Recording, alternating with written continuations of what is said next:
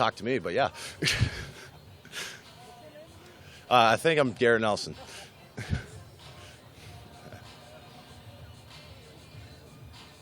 I just sit up here and answer questions, right? Okay.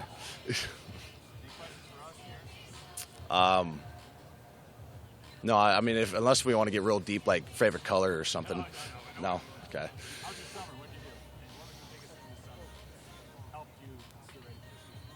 I was just talking about on the radio show how not that I wasn't taking college football or my lifestyle seriously before, but my dad's my best friend, and he always has those honest conversations with me and my back. He had a sit down talk about how I'm going to treat spring and summer upcoming to this season, and finally tuning all details of my life to maximize my potential as a player. Yeah, I've had decent seasons, but not to the expectation I know I can play, and I disappointed myself or mad at myself for not getting to those goals that I have every year, but really looking at the details of what I need to do to finally meet those expectations in my mind and be the player I can be. And we had that talk and really did a really good job preparing the summer and the spring and taking that next step forward.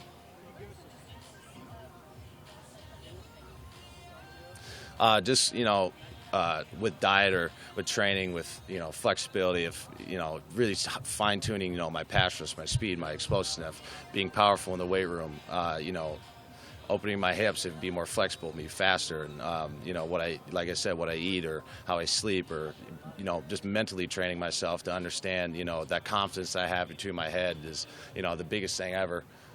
Because you can look like Hercules, but if you don't have it up in your mind, then it doesn't matter. So being honest with that mental aspect of the game, of that confidence of how I play was big for me.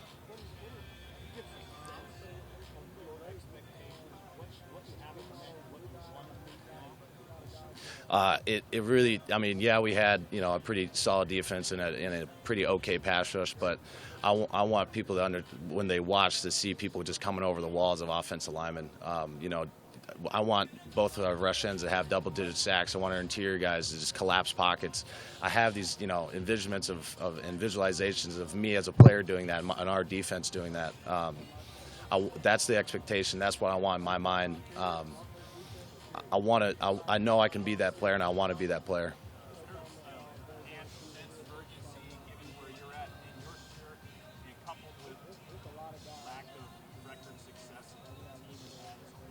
Yes, there's a sense of urgency, but not not a panic, because once you get to that point, that's when you start losing your mind and playing bad. Having that and confidence in your mind and trusting the work that I've had for 3 years now, and the work that I put in this last year, just trusting that I've done the right things, and trusting that our teammates have done the right things and are going to do the right things. You trust those guys, and those guys make plays on the field and come together as a team. The record will take care of itself. I know that for sure. And focusing on 1 week, one practice, one game at a time, and that's the biggest thing for us, is just understanding that we need to go 1-0 every week, every day, every practice.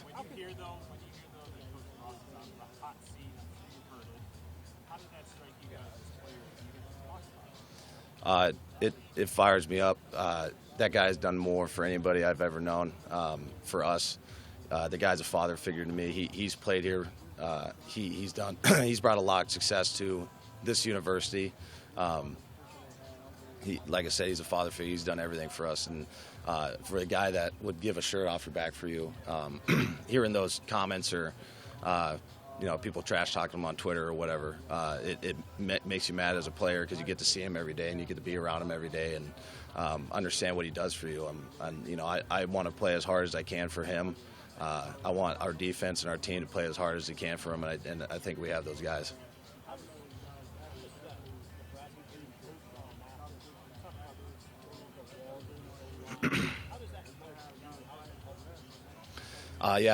Having as many weapons as you can on defense is huge. You can have all the arrows in the quiver in the world, and Chins is one of the smartest defensive coordinators, and he'll find a way to put all those weapons together in some way, and whether it be rotating dudes or however his master evil mind thinks. So it's awesome to have that help and that support and those really awesome athletic, great players in that room with us now.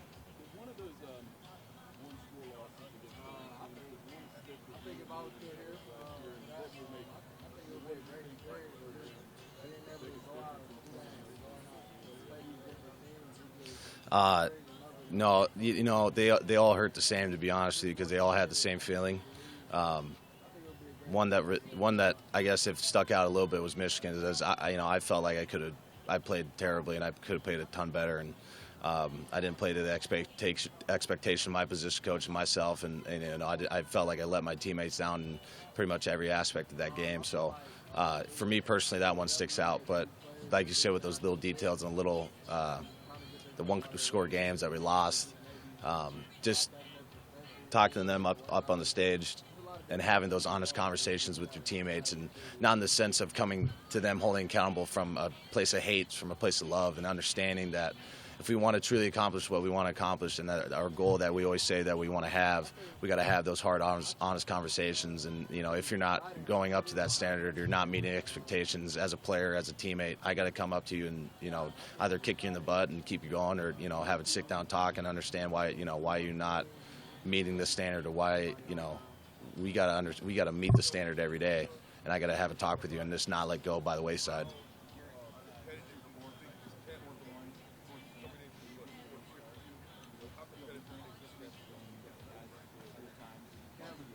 Yeah, just team-wise, this is probably the closest team we've had.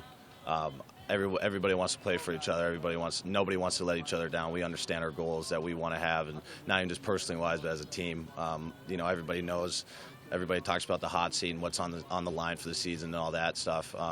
We can't get caught up in all that news and that noise. We have to stay within our locker room and stay within our position groups, understand what the job that we have to do, and not have a 10,000-foot view of everything, and really keep our world small and understand the details and things that we need to get done, and the rest will take care of itself.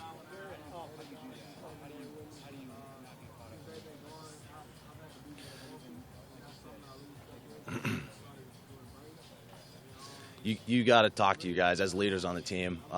You got to kind of put everything in perspective and put guys' focus where it needs to be. You can't have their flashlight focus everywhere. You got to focus on what we need to do, which is obviously go 1-0 to start the game, or start the season, start practice that way, win practice that way.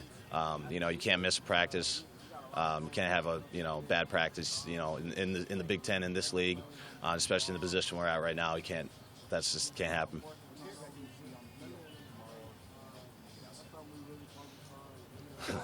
A lot of dudes running around having a good time. I mean, it's full. I mean, it's camp, so we're gonna have a lot of fired up dudes that want to practice every day and understand that goal that we have. Not saying that dudes in the past haven't wanted to or anything, but like that. But we're so ready to win. We want to win so badly for this coach, for this team, and finally change our lives and the trajectory of this program into a positive light.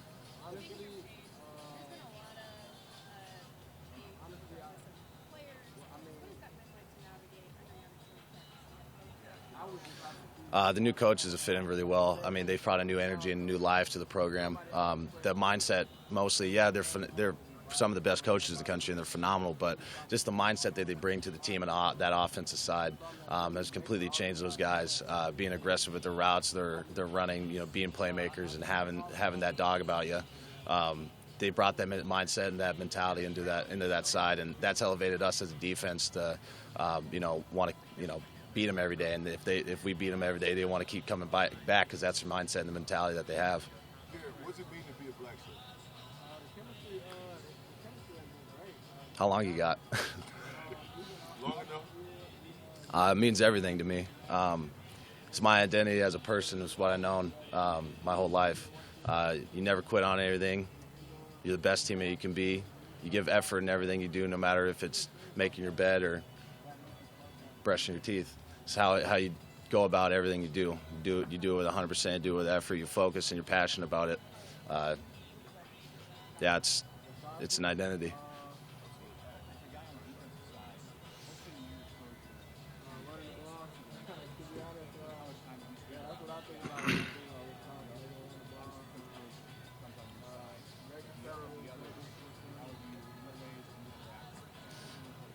they interact with us all the time. They trash talk us all the time, so we kind of fire back at them. They're great guys. Whip and Mickey especially. I mean, me and Mickey have gotten really close. He helps me not only as a person but also as a player with that mentality. If it's play 11 or you think you're tired or something, you look to Mickey. He's got all the juice, and you get kind of fired up because he's yelling, and I'm a pretty high energy guy, so when he's going, I'm going, and having that mentality and that wide receiver core is going to be phenomenal for them, not even just as a position group but as offensively.